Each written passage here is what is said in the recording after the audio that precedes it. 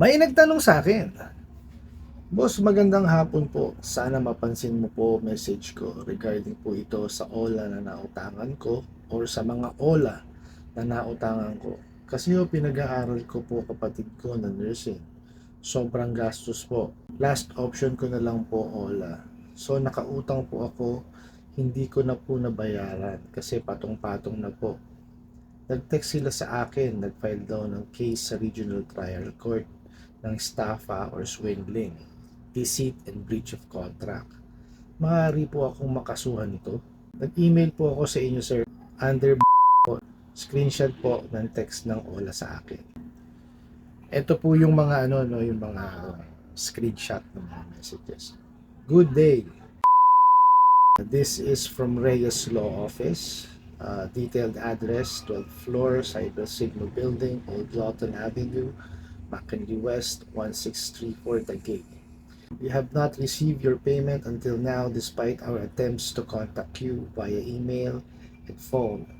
We noticed that despite several payment extensions and options provided to you, your loan remains unpaid. We already sent our field representative to get in touch with you personally. And this is your case will be submitted to the Regional Trial Court if you are not able to pay. This or your case will be filed. Republic Act 315, estafa or swindling case, criminal case. Article 313, deceit or fraud, breach of contract, small money claims, civil case. Article 308, intentional theft, criminal case. If you are interested in resolving this issue, please coordinate with us. Or if you are willing to pay your debt voluntarily, details are already placed here. But if you fail to pay, your case will be filed today. Okay po, no? Mabibigat po yung yung mga sinasabi po nila, no? Okay. Ni-research ko po yung yung Reyes Law Office. Wala akong makita, but the address exists, no. Hindi ko lang ho alam kung yung law office is nag-exist. May mga nakita kong errors, no, dun sa or red flags, no, dun sa message niya, no. Unang-una, sabi niya, "We have not received your payment." Diba? So, law office siya, bakit siya tatanggap ng payment? Di po ba? Dapat siguro sinabi niya, "Our client haven't received any payment." Maaari yung pa. Pero, "We have not received your payment." So, meaning to say, sila lang ang gumawa nito, fabricated. Diba? So, kung sino man po itong Reyes Law Office na sa ganitong address, baka ginagamit ho kayo nito. Sila ho kasuhan nyo. No? Tapos po, may sinabi pa siya dito na despite several payment extensions and options provided to you, your loan remains unpaid. Talaga ho magiging unpaid kasi payment extension ang ginagawa nyo Pag nagbayad ng partial, ini-extend nyo lang. Paano magiging paid? Sige nga, anong klaseng utak yan? Nakakatawa yung message, sige, tontuwa ako basahin di ba? Sa inyo na mismo nanggaling, di ba? Despite several payment extension and options provided to you, your loan remains unpaid. Talagang magiging unpaid siya. Talagang magkakaroon siya ng balance. Bakit? Kasi ina-apply nyo sa extension O di ba? Kung yan ina-apply nyo dun sa sa principal niya, nagiging partial payment, di ba? O mapu-fully paid niya yan balang araw. Hindi yung kagaya nung ganyan, puro extension. Hindi nyo pa in-explain yung extension. 'Di ba? Gagawin nyo pag nagbayad yung tao ng ng partial, i-apply nyo extension. Hindi nyo talaga in-explain sa kanila na pagka nagbayad sila ng partial, sa extension lang mapupunta. Yun nag-deceit Panluloko yung ginagawa nyo na yan Tuloy natin. Nakakatuwa tong na to. Tong message niya na to. 'Di ba? Tapos magfa-file daw ng kaso sa inyo. Ito yan. Ito nakakatuwa rito.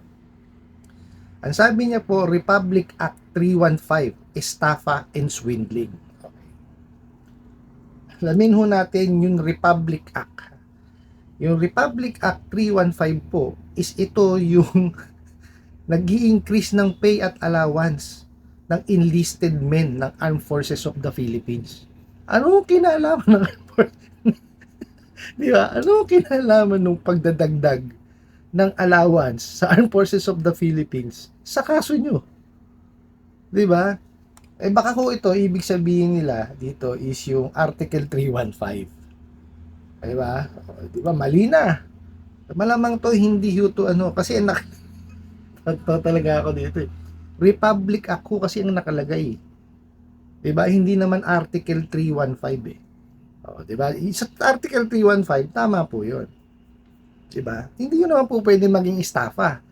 Bakit? May pinatalbugo ba kay Cheke? 'Di ba?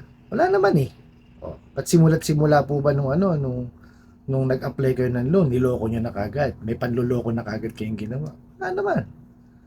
Diba? Nako-contact naman kayo. Sila pa nga nagnakaw ng ano nyo, ng contact details nyo, ng mga contact numbers nyo. Nakakatawa ho ito. Tapos ito ho, Article 313. Okay. Ano yung Article 313 ng Revised Penal Code? Altering boundaries or landmarks. Ano kinalaman mo nun sa utang nyo? Diba? Any person who shall alter nakakatuwa ko ito eh. Any person who shall alter the boundaries, marks or monument of towns, province, or estates, or any other marks intended to to designate the boundaries of the same shall be punished by arresto mayor or a fine of not exceeding 100 pesos or both. Ano kinalaman ito sa ano? Sa utang nyo? Tingnan nyo mga pinagagagawa na itong mga tao na to. Hindi mo muna nag-iisip. Diba? Sinasabi niya Article 313, deceit or fraud. Diba? Grabe to. Meron pa siyang breach of contract, small money claim. Sige po.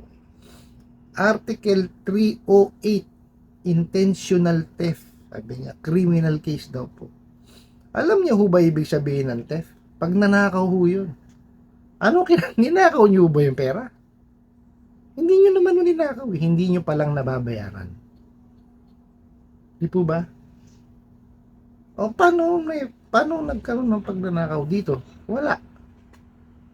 Di ba? Mabigat po yung ano nila na yan, yung sinasabi nila na ganyan, pagbibintang yan. Ganito ho gawin nyo, no? Pagka nakatanggap po kayo ng mga messages na ganito, na natatakot kayo, or ninervyos kayo, check nyo muna kung legitimate po yung mga message, yung mga nilalaman ng message, no? Kagaya ho nun, yung sinasabi niya, Republic Act 315, mali naman po pala yun. Ano kinalaman ng pagdadagdag ng allowance ng mga enlisted personnels ng army?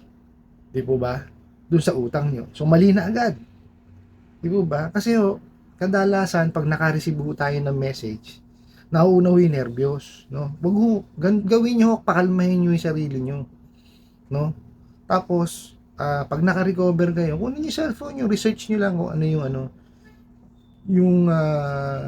yung sinasabi doon sa message nyo, may binigay sa inyo, no? Tapos po, ang pinakamagandang gawin nyo po is,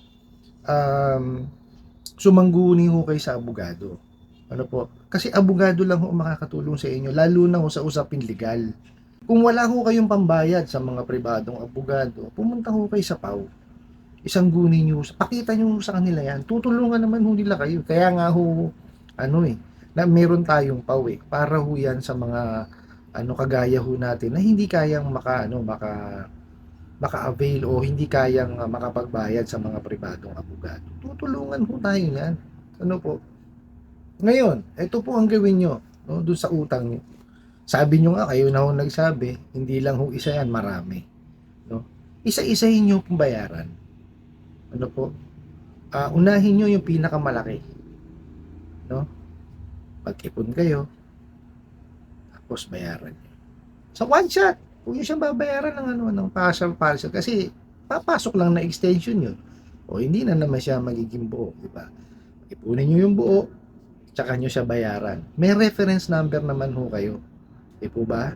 Bayaran nyo siya doon sa mga payment channels na pinrovide po nila. Tapos, ano nyo, pinakamaganda po nito, no, i-scan nyo po siya or picturean nyo, no, tabi nyo yung resibo o yung proof of payment, tapos email nyo po sa kanila yung pinicturean nyo na ano na proof of payment, email nyo na bayad na kayo, tapos ganun na ho siya. Wala, huwag nyo na isa-isahin nyo, simulan nyo sa pinakamalaki sa papunta sa pinakamababa, ano po, para at least unti-unti ho nababawasan yung isipin nyo, kasi ho, kaya ho ganyan ang nangyayari sa inyo, natatakot kayo kada may darating yung message, meron hong tatawag, may mag-email, kasi ho, meron pa kayong iniiwasang ano, kumbaga, meron kayong iniiwasan, di po ba? Kasi meron pa kayong unpaid na ano na utang. So pag babawasan niyo yan at babayaran niyo, eh mawawalan na ho kayo ng isipin. Ito po yung lagi kong sasabihin, ano po, kapag po kayo nangutang, kailangan po yung bayaran. Kasi po nasa batas po yan eh. Di po ba? At ito pa po, no, pagka po kayo yung mangungutang, yun lamang pong sapat, no, yung kaya nyo lang pong bayaran. Huwag po kayong mangungutang nung higit doon sa disposable income ninyo. Kasi hindi nyo talaga mababayaran yan. Lalo kung ganyan nung gagawin nyo, tapal system. Kagaya sinabi nyo, patong-patong na ho. Diba? Nagkabaon-baon na ho kayo. Diba? Ngayon, no, kaya nyo pa naman makahon. Unahin nyo ho yung malaki, pababa. Diba? Tsaka nyo, ano, buuin nyo, tsaka nyo siya bayaran. Yun lang naman ho kailangan nyo gawin dun eh. Kasi, hindi ho matatapos ang isipin nyo pag hindi nyo siya binayaran.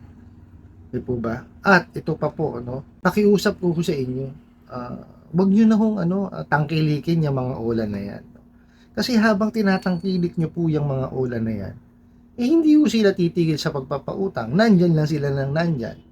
Di ba? Hindi ho matitigil ang kalokohan yung mga yan. Hanggat may tumatangkilik ho dyan, hindi ho titigil yung mga yan.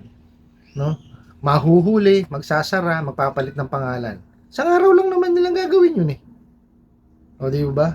O, mapalit lang na sila ng pangalan, tapos yun na naman, manloloko na naman sila. Mga haras na naman. Di ba? Huwag nyo na ho silang tangkilikin. Pag hindi nyo tinakilik yan, mahihinto yung mga yan. Kasi wala na to, ano, wala na silang pauutangin. Eh, sino pang ano yun nila?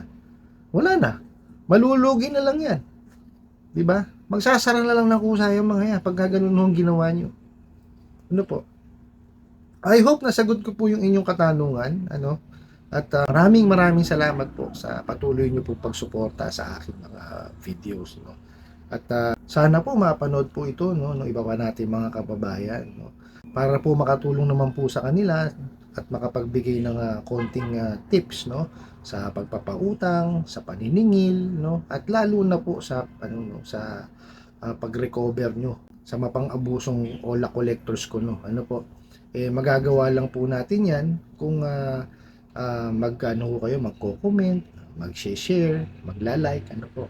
At kunin ko na rin po itong opportunity na to na ano na imbitahan po kayo na nabisitahin din po yung aking mga ano iba pang social media accounts, no, sa YouTube, Facebook, and TikTok. Hanggang sa muli po. Yun lang.